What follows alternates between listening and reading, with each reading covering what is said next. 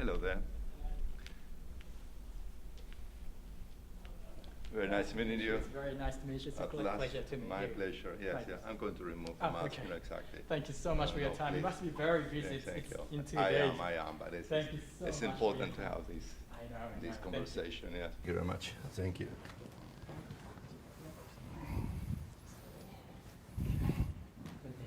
The NPT meeting, the conference, is finally being held after several postponements and 7 years since the last one.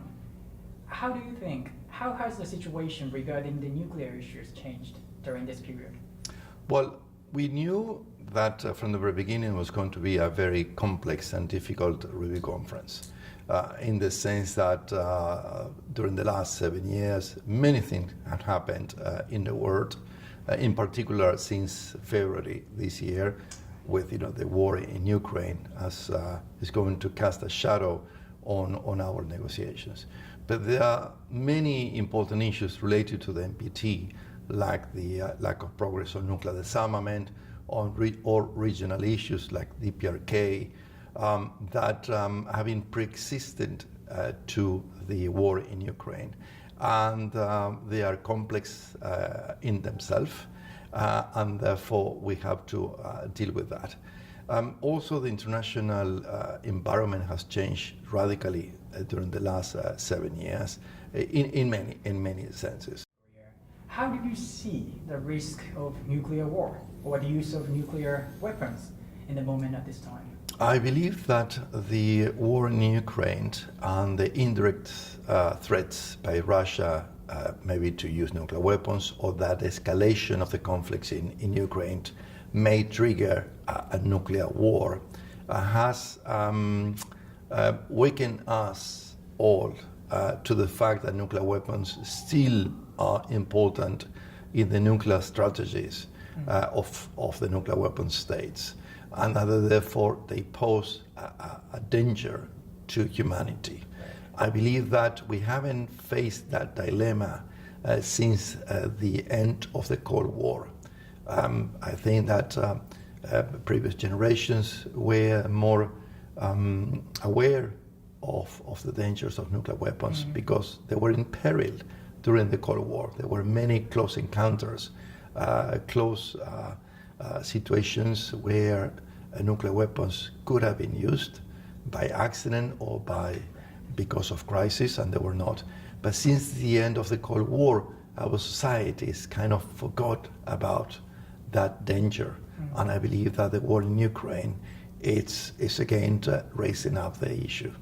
I think just the more people have conscious about the dangers of nuclear weapons, probably will be more the calls for the abolition of the nuclear weapons, or at least that the nuclear weapon states will start actual reductions of the nuclear weapons. This conference was originally planned before what Russia has started, right? It was planned to begin the early of January this year. That was before Russia's invasion. Frankly, do you think that the invasion by Russia made it hard for this conference to reach an agreement? It was hard before, and it's even harder and more complex after the invasion. For the reasons I mentioned, but also because of the animosity among, just obviously between Ukraine and Russia, but also between the European countries and Russia, even the Americans and the Russians. So it's making things more complicated. But in the same way that the invasion has increased the complexities and difficulties of reaching a consensus agreement at the conference, I also believe that it presents an opportunity.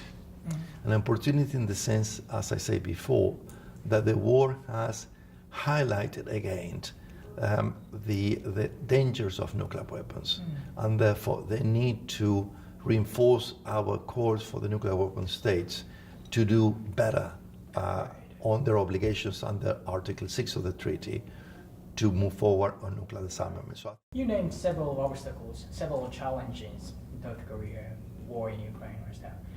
What about, do you see any obstacles inside P5 member states? especially China and the United States. What do you see? What do you see this? challenge? This is also the new dynamic that we haven't seen it in previous review conferences.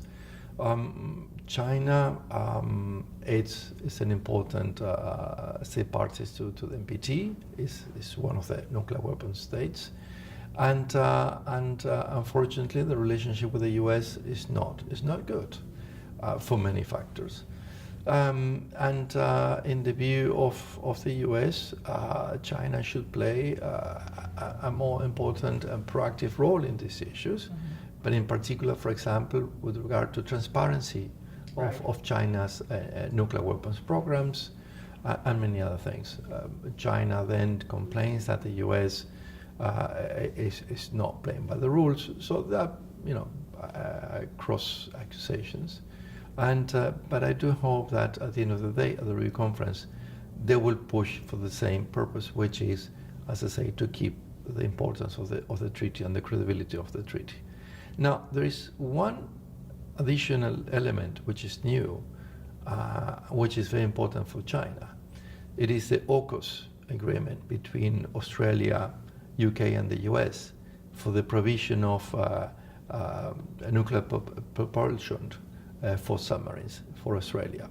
And that is something that China opposes very openly.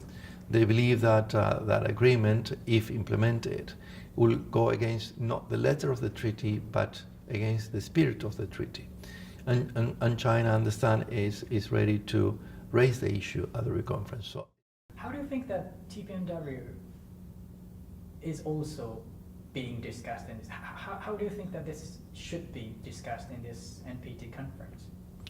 This is one of the new developments that I was hinted at when I say that many things have changed since the last time we met 7 years ago at the previous review conference.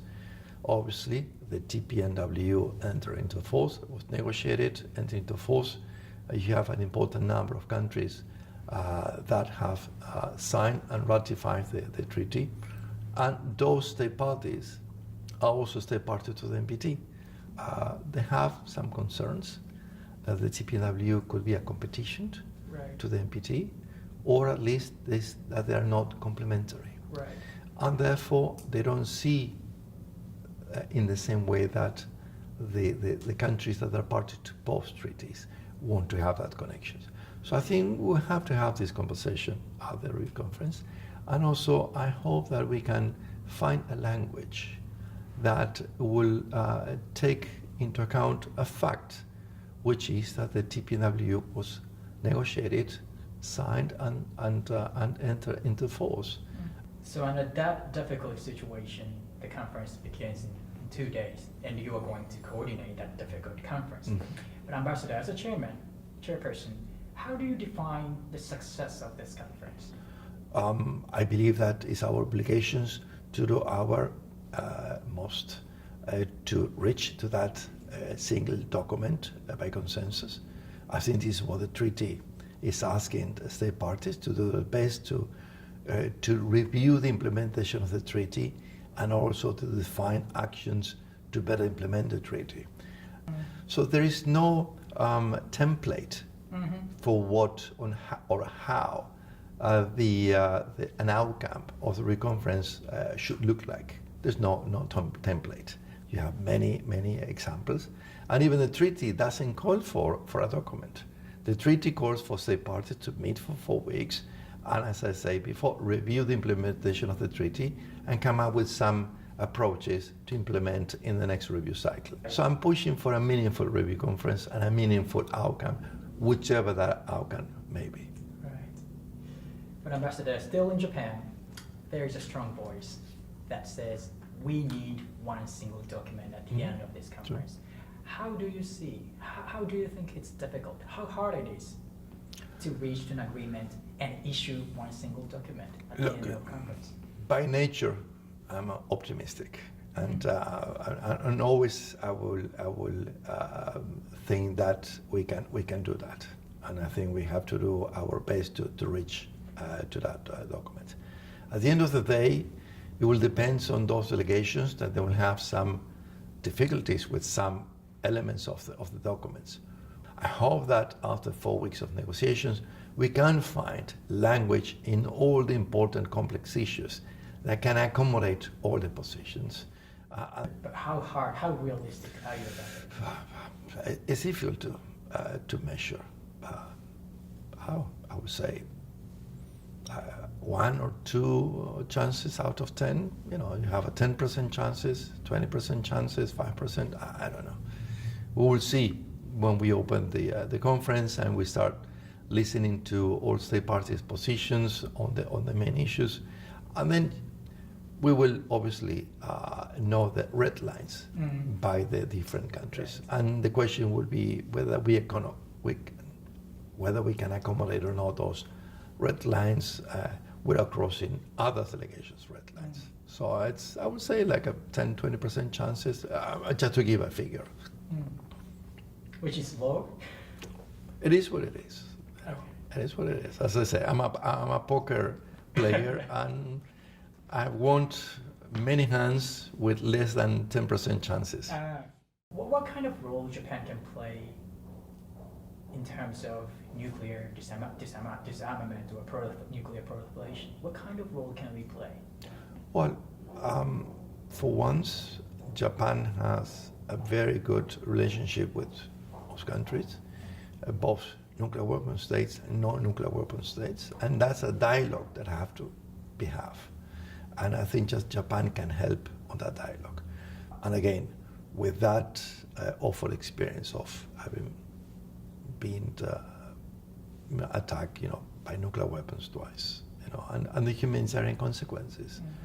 I think that is a stark reminder for us all about, the danger of nuclear weapons and the need to reinforce our calls for the nuclear weapon states to do something better towards a world free of nuclear weapons.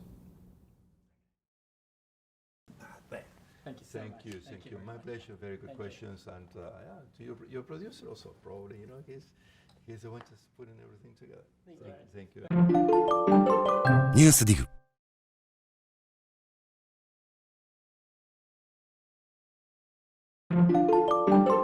ニュースディグ